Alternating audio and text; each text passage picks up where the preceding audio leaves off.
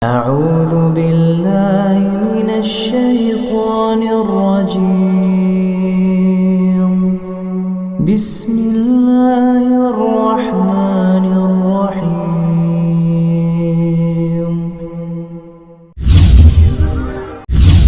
الرحمن الرحيم السلام عليكم ورحمة الله وبركاته الحمد لله رب العالمين وبه نستعين على أمور الدنيا والدين والصلاة والسلام على أشرف الأنبياء والمرسلين نبينا محمد وعلى آله وصحبه ومن تبعهم بإحسان إلى يوم الدين سبحانك لا علم لنا إلا ما علمتنا إنك أنت العليم الحكيم قال الله تعالى يا أيها الذين آمنوا اتقوا الله حق تقاته ولا تموتن إلا وأنتم مسلمون وقال رسول الله صلى الله عليه وسلم فإن أصدق الحديث كتاب الله وخير الهدي هدي محمد صلى الله عليه وسلم وشر الأمور محدثاتها فإن كل محدثة بدعة وكل بدعة ضلالة وكل ضلالة في النار. Ma'asyiral muslimin rahimani wa rahimakumullah, para bapak, ibu serta saudara sekalian jamaah salat subuh Masjid Mujahidin yang mudah-mudahan dirahmati oleh Allah. Alhamdulillah, mari kita bersyukur kepada Allah Subhanahu wa taala. Pagi hari ini kita bisa melaksanakan salat subuh berjamaah dan kita lanjutkan dengan thalabul ilm, mempelajari hadis-hadis Nabi sallallahu alaihi wasallam. Mudah-mudahan pertemuan kita ini mendapatkan ridha, barokah dan ilmu yang bermanfaat. Amin ya rabbal alamin. Jamaah yang dimuliakan oleh Allah, kita lanjutkan hadis yang ke-86 dari kitab Al-Adabul Mufrad ini, yaitu bab hamalus sabiyyu alal atiq, yaitu bab memanggul anak kecil di atas pundak. Jadi di sini di pundak leher.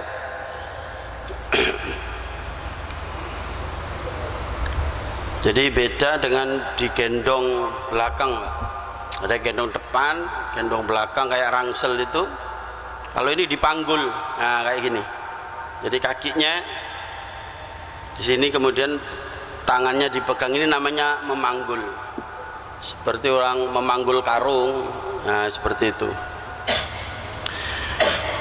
Hadis ke-86 menceritakan pada kami Abul Walid, dia berkata menceritakan pada kami Syu'bah dari Adi bin Thabit, dia berkata aku pernah mendengar Al-Bara berkata Ra'aitun Nabi sallallahu alaihi wasallam wal Hasanu salawatu alaihi ala atiqihi.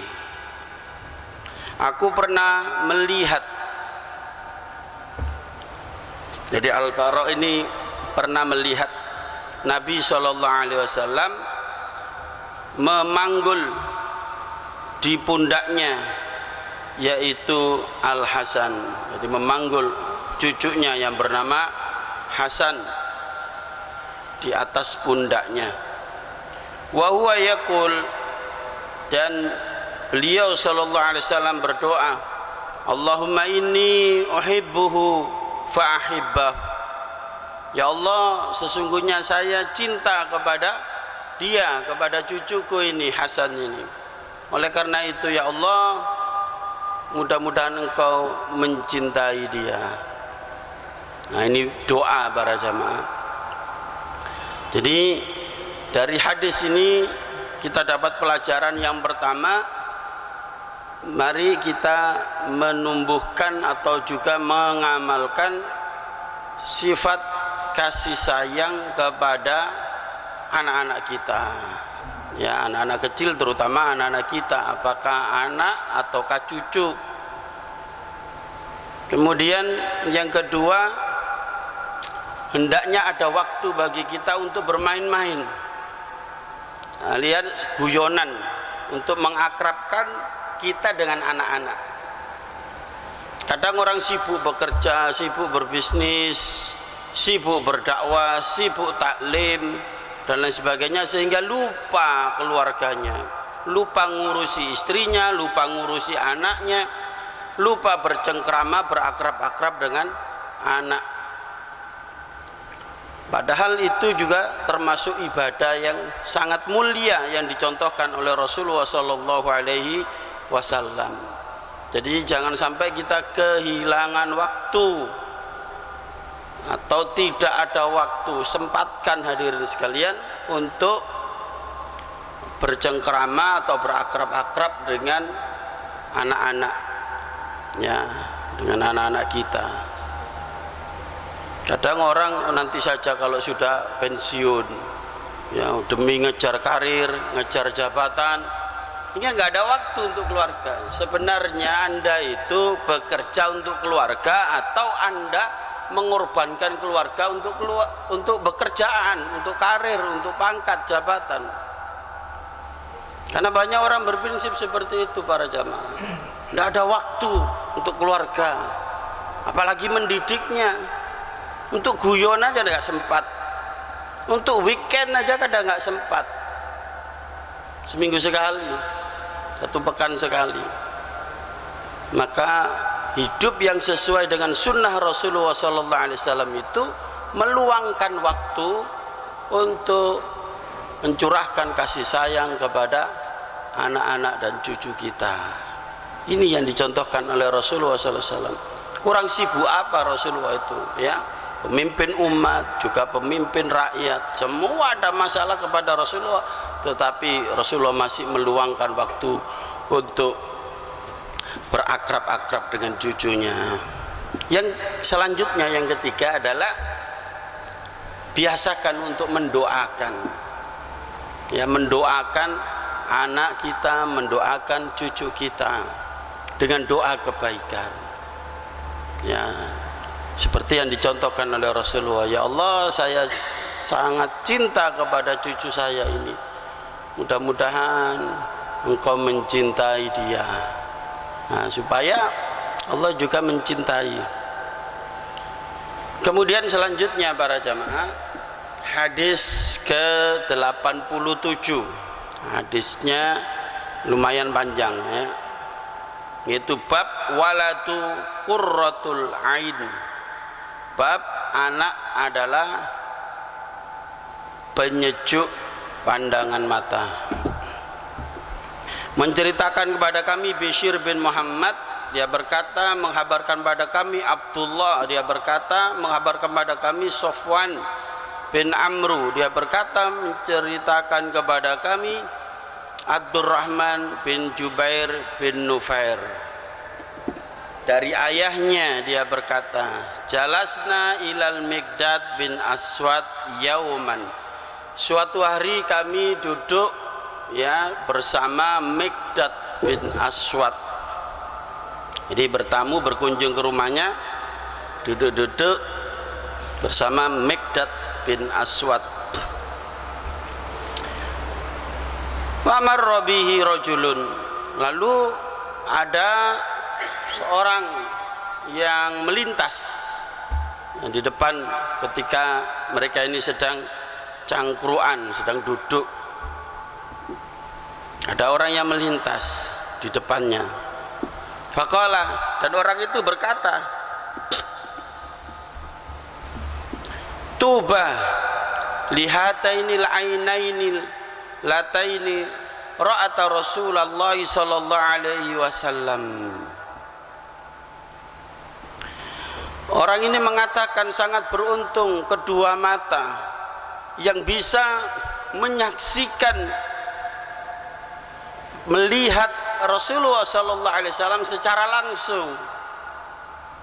Jadi Miqdad bin Aswad itu digitukan sama orang yang lewat itu. Miqdad bin Aswad ini sahabat. Sangat beruntung kamu wahai Pak Miqdad bisa ketemu Rasulullah langsung, hidup bersama beliau. wallahi lawaditna anna ra'ayna ma ra'aita wa syahidna ma syahidta fastughdiba. Kemudian saya sangat ingin sekali, kata orang itu, melihat apa yang engkau lihat dan menyaksikan apa yang engkau saksikan. Jadi dia mengandai-andai orang ini tidak pernah ketemu Rasulullah. Berarti siapa ini, Pak? Tabi'in. Jadi Rasulullah sudah meninggal, dia baru lahir, masih lama. Jadi tidak pernah hidup semasa dengan Rasulullah. Dia mengandai-andai, enak ya kalau bisa ketemu Rasulullah, bisa melihat langsung apa yang beliau sabdakan, dapat pelajaran langsung dari beliau, dari sumbernya, bisa menyaksikan mukjizat secara langsung. Ini dia menghayal seperti itu. Takdirnya hidup setelah Rasulullah meninggal kan, dia kepingin seperti itu. Kemudian fastughdiba, hal itu membuat Miqdad bin Aswad marah. Jadi orang itu ngomong seperti itu, mengandai-andai itu, membuat Miqdad yang dituju ini marah. Faja'altu a'jabun, saya jadi heran, kata Jubair, gitu saja kok Miqdad marah. Maka la illa khair, orang itu ngomong baik, nggak ada yang buruk. Semua yang diucapkan tadi itu maksudnya baik, inginnya baik, ya kan? Ingin hidup semasa Rasulullah, pengen melihat mukjizat, pengen mendapat pelajaran langsung, ini kan baik. Apa yang aneh? Maka kata Jubair bin Nufair ini, waja'altu ajab, saya heran dengan sikap dari Miqdad ini, kok marah dia. Summa aqbala alaihi, kemudian Miqdad mendatangi atau berbicara di depan orang itu. Faqala, lalu dia Miqdad mengatakan, ma yahmilur rajulu ala ayyutamanna muhdara wa yabahu anhu la yadri law syahidahu kaifa yakunu fi.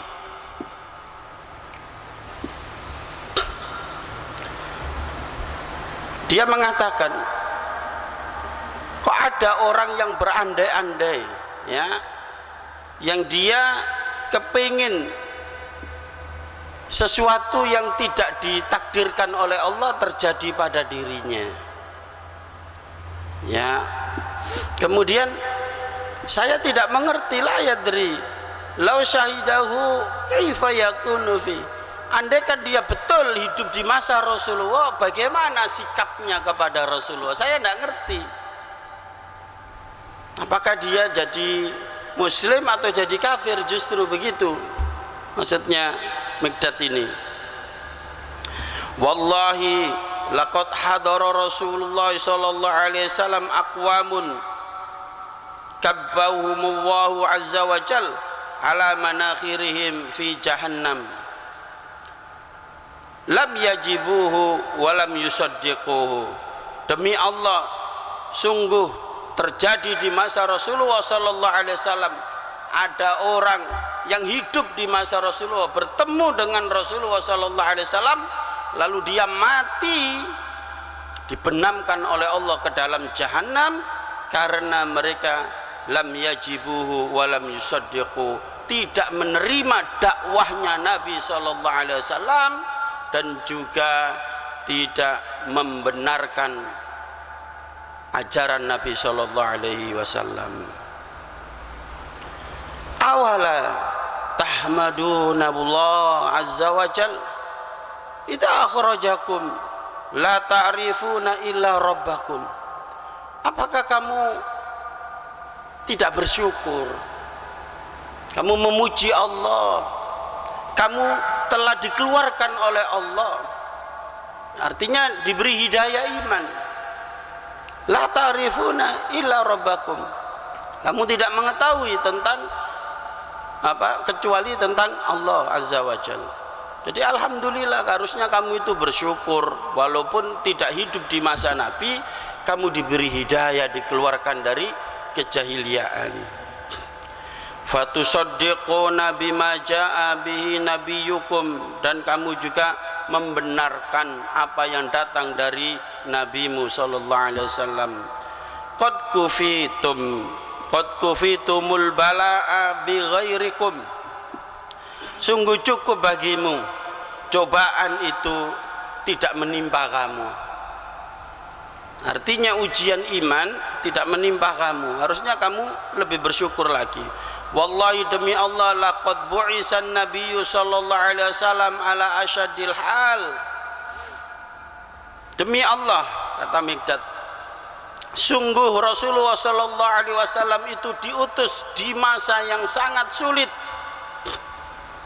Bu'isa 'alaiha nabiyyun qattun, yang sama sekali yang tidak pernah seorang nabi pun diutus dalam keadaan seperti itu. Apa itu? Yaitu fi fatratin wa jahiliyatin, yaitu di masa kosong, fatroh, masa fatroh, fa, ta dan ro artinya futur, fatroh. Jadi masa kosong, lemah, melemah dan kendor, lunak itu makna daripada fatrah. Jadi kosong dari apa? Kosong dari wahyu. Ya, di masa orang turun keimanannya, masa yang vakum, tidak ada wahyu turun, yaitu antara Nabi Isa dan Nabi Muhammad SAW. Itu kurang lebih dalam tafsir Ibnu Abbas 571 tahun kosong, ya hampir 6 abad Pak. Tidak ada Nabi nih. Setelah Nabi Isa itu inni mutawafika wa rafi'uk, sungguh kami telah mewafatkan kamu wahai Nabi Isa dan mengangkat kamu. Nah, sejak Nabi Isa itu diangkat oleh Allah sampai Nabi diutus menjadi Rasul itu kurang lebih 571 tahun. Ini masa fatrah. Jadi dakwah tauhid itu kemudian ajaran Islam yang dibawa Nabi Isa itu kemudian rusak, ya, dirusak oleh diantaranya oleh Paulus, ya, orang-orang Yahudi itu dibikin ajaran palsu, kitab sucinya dipalsu, syariatnya dipalsu. Ini masa-masa yang parah, dan banyak diantara mereka itu yang menyembah berhala, patung-patung, kuburan-kuburan keramat, itu marak saat itu. Nah, Nabi diutus di masa itu, jadi untuk mendandani masyarakat yang sudah rusak. Begitu kata Mikdad, yaitu masa fatrah wa jahiliyatin, dan masa jahiliyah, bodoh tentang Islam. Ma yarawna anna dinan afdalu min ibadatil awthan. Mereka ini tidak mengerti bahwa agama, din, way of life, yaitu Islam ini, minhajul haya ini, Islam ini adalah lebih baik, lebih afdol daripada penyembahan kepada berhala. Faja'a bifurqan faraqa bihi bainal haqqi wal batil, dan Rasulullah sallallahu alaihi wasallam datang dengan membawa al-furqan, yaitu Al-Qur'an, yang membedakan, yang memisahkan, yang memilah antara hak dan batil. Wa farraqa bihi baina walidi wa waladi, dan juga memisahkan antara seorang orang tua dengan anaknya. Nah, jadi benar Nabi Muhammad itu ya dituduh oleh kaumnya sejak dulu sampai sekarang, pembawa kebenaran, dituduh pemecah belah. Ini dalilnya, Pak. Jadi karena memang Al-Quran itu memisah, memecah hak dan batil, iman dan kufur. Nah, begitu. Sampai memisahkan antara bapak dan anak, bapaknya Islam, anaknya kafir, atau bapaknya yang kafir, anaknya yang Islam. hatta in kana rajulu labara walidahu aw waladahu la yara walidahu aw waladahu aw akhahu kafiran. Sehingga ada seseorang yang dia itu melihat, dia sudah dapat hidayah Islam tadi, dapat hidayah masuk iman, menjadi pengikut Rasulullah. Dia melihat ayahnya, ada juga melihat yang anaknya, ada yang melihat saudaranya dalam keadaan kafir. Jadi masih dalam keadaan kafir. Wa qad fatahallahu qufla qalbihi bil iman, sedangkan Allah telah membuka kunci hatinya untuk menerima iman, sedangkan dia sudah jadi seorang yang beriman. Wa ya'lamu annahu inna halaka dakhalan nar, dan dia mengetahui dengan jelas, meyakini kalau saudaranya, bapaknya, anaknya ini mati dalam keadaan kafir, maka dia jelas-jelas masuk neraka. Jadi bikin orang ini sedih. Fala taqirru ainuhu, dan matanya tidak tenang, artinya hatinya tidak tenang karena anaknya yang kafir tadi itu. Jadi resah ini. Wa huwa ya'lamu anna habibahu finnar, dan dia mengetahui bahwa sesungguhnya orang yang dicintai itu masuk ke dalam neraka. Wa innaha lillati qala Allah azza wa jalla, dan inilah yang yang difirmankan oleh Allah azza wa jalla di dalam surat Furqan ayat 74. Walladzina yaquluna rabbana hab lana min azwajina wa dzurriyyatina qurrata a'yun waj'alna lil muttaqina imama.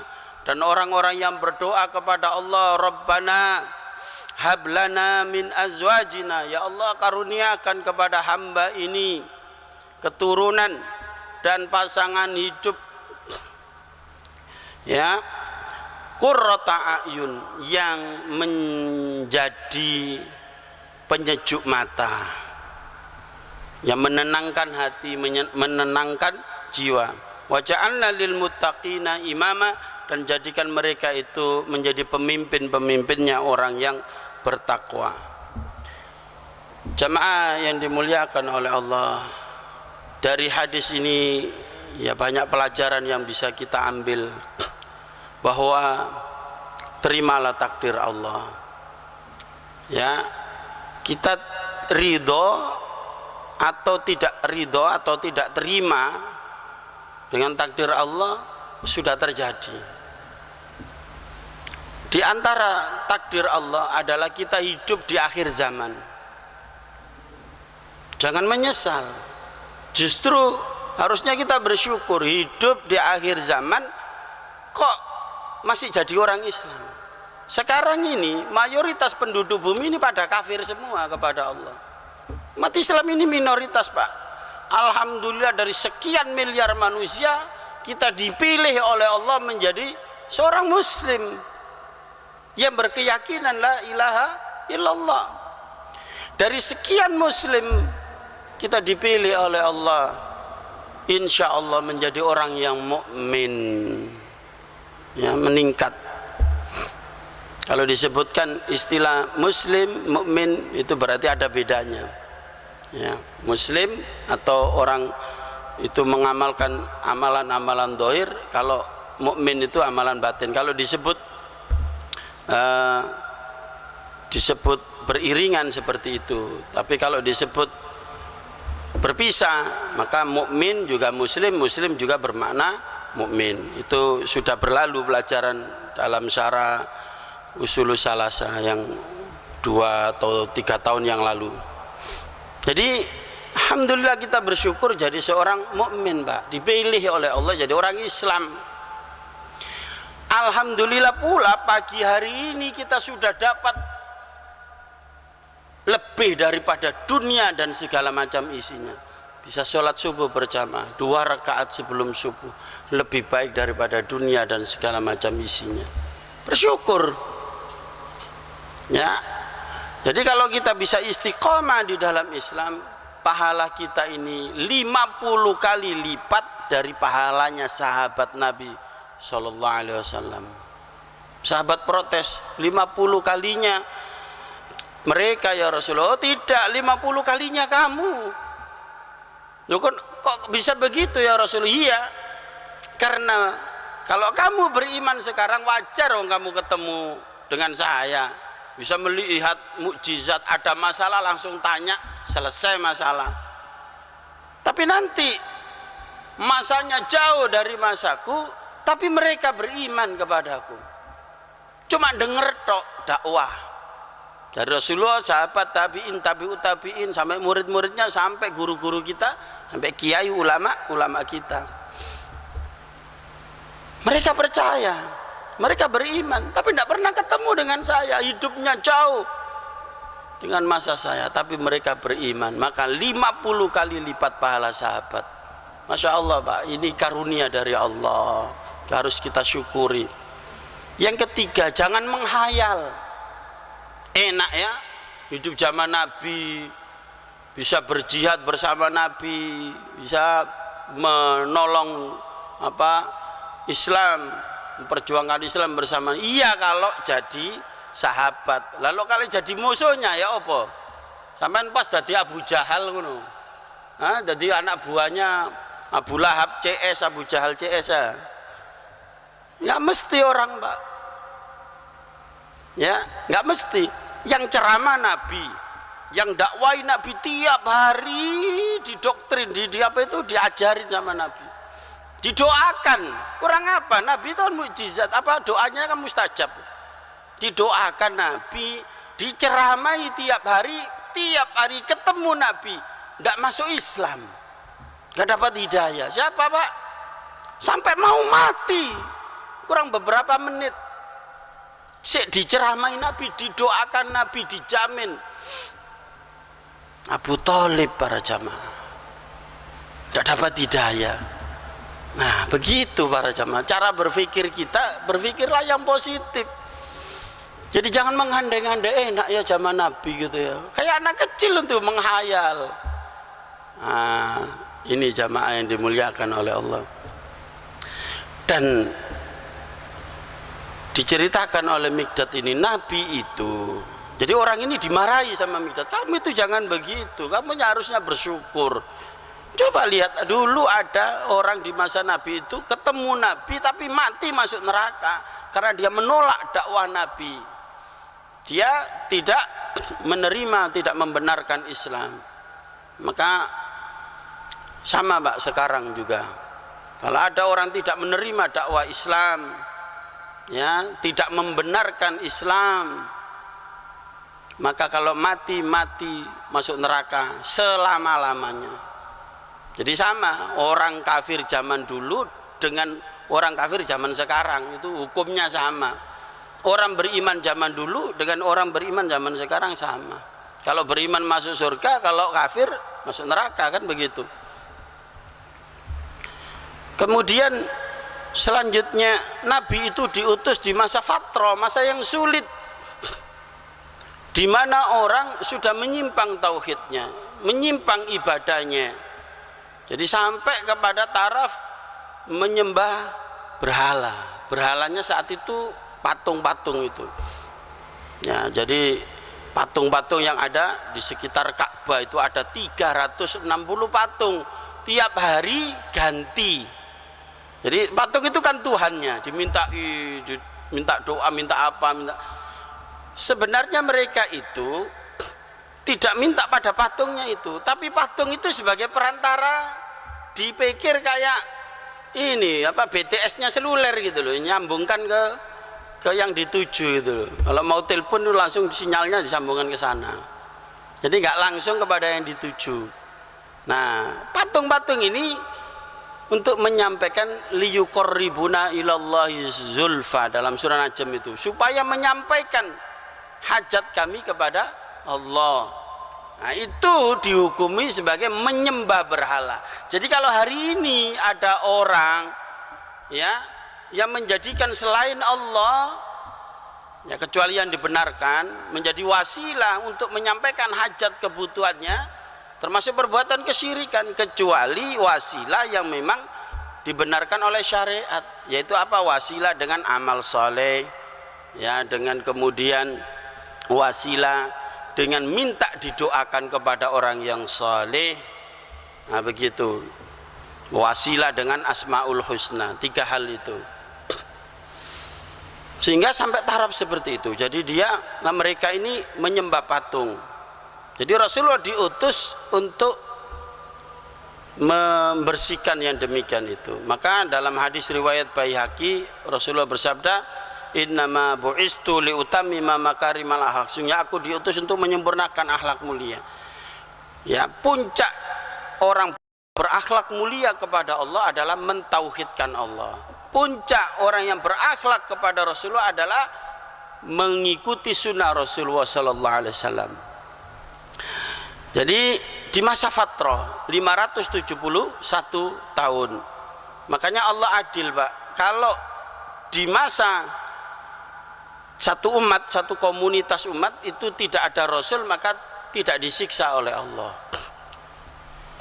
Allah berfirman dalam surah Al-Isra ayat 15, wa ma kunna mu'adzibina hatta nab'asa rasula, dan tidaklah kami menyiksa satu umat sampai kami kirim dulu kepada umat itu satu rasul, didakwahi dulu.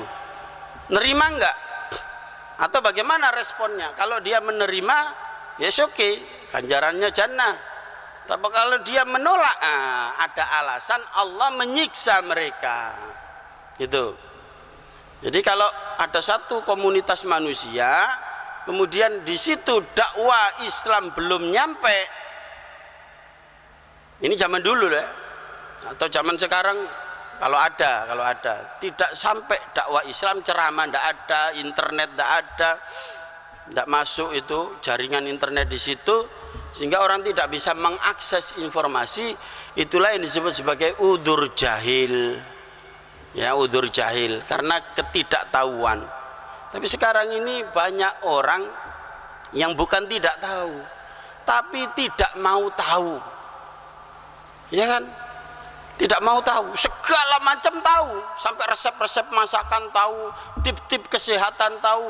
Satu yang tidak tahu, ajaran Islam. Alasan saya ini bodoh, saya ini udzur jahil. Tidak ada alasan kalau hidup di masa sekarang yang bisa mengakses informasi lalu beralasan udzur jahil itu. Tapi kalau betul-betul di tempat yang pelosok, di hutan belantara yang tidak pernah ketemu orang, bahasanya bahasa isyarat, ya, kemudian dia tidak mengenal Allah, tidak mengenal Islam, maka itu diudzur oleh Allah Subhanahu wa taala. Kemudian selanjutnya, pelajaran yang bisa kita ambil dari hadis ini adalah biasakan untuk mendoakan, ya, keluarga kita, anak cucu kita dengan doa kebaikan. Di antaranya doa di dalam Al-Quran surat Al-Furqan ayat 74 ini, Rabbana hablana min azwajina wa dzurriyyatina qurrata a'yun waj'alna lil muttaqina imama. Ini selalunya kita sertakan, Pak, dalam doa-doa kita. Jadi supaya generasi kita ini jadi baik. Jadi untuk mendidik anak itu menjadi anak-anak yang soleh itu tidak cukup. Kita harus ingin anak-anak keturunan kita menjadi pemimpinnya orang soleh, pemimpinnya orang yang bertakwa. Tidak cukup jadi orang soleh, harus menjadi muslih, orang yang memperbaiki. Nah, ini perlu kerja ekstra. Di samping dididik agama yang baik, kemudian dikasih asupan makanan, minuman, ya, rezeki yang halal, juga kemudian jangan lupa doa, ini senjata kita, ya, jangan lupakan. Ya, kelihatannya kok susah gitu ya anak diatur gitu, gampang bagi Allah itu. Minta kepada Allah yang menggenggam hati semua makhluknya. Inilah jamaah yang dimuliakan oleh Allah. pelajaran kita dari hadis Nabi pada kesempatan pagi hari ini. Mudah-mudahan kita bisa mengambil pelajaran yang berharga ini dan dapat kita amalkan dalam kehidupan kita sehari-hari dengan pertolongan Allah. Amin ya rabbal alamin. Kurang lebihnya mohon maaf. Billahi taufik wal hidayah. Subhanakallahumma bihamdika asyhadu an la ilaha illa anta astaghfiruka wa atubu ilaik. Walhamdulillahi rabbil alamin. Assalamualaikum warahmatullahi wabarakatuh.